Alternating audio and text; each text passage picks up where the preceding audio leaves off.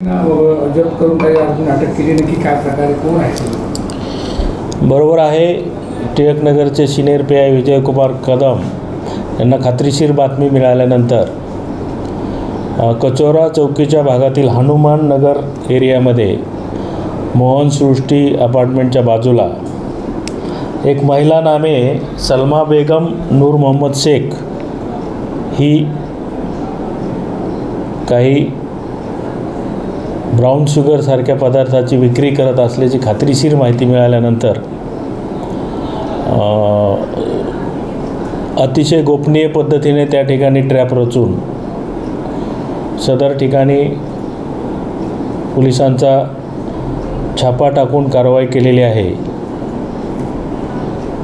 या कारवाईमध्ये जवळजवळ 5,20,000 रुपये किमतीची ब्राऊन शुगर 104 ग्रॅम जवळजवळ त्या ठिकाणी आम्हाला 1104 पुड्या बांधलेल्या मिळाल्या आणि लागलीच त्या पंथासमक्ष जप्त करून त्या महिलेला ताब्यात घेतलेलं आहे। या महिलेची पूर्व हिस्ट्री साधारण 2015 देखील अशा प्रकारची कारवाई झालेली होती।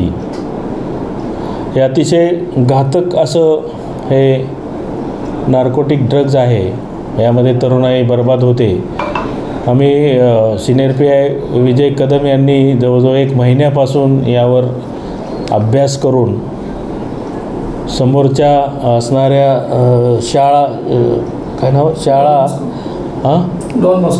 डॉन बॉस्को स्कूलच्या 5व्या मजल्यावरून रेखी करून जवळजवळ 1 महिन्याच्या मेहनतीनंतर सदर कारवाई करण्यात यश आलेलं आहे।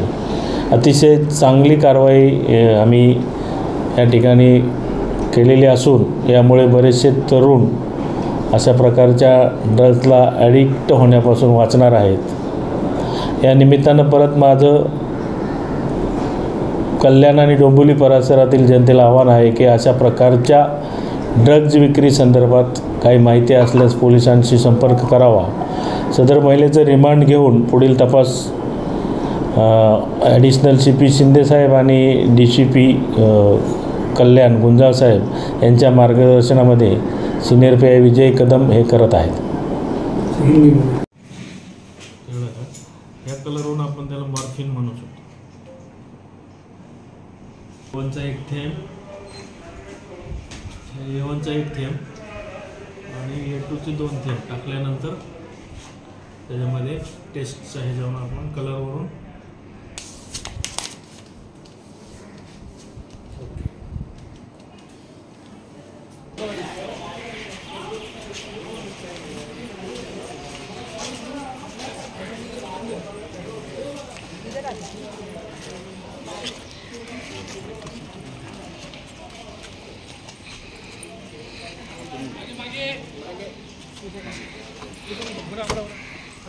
बच्चों को छूटने दो भाई, बच्चा जी को छूटने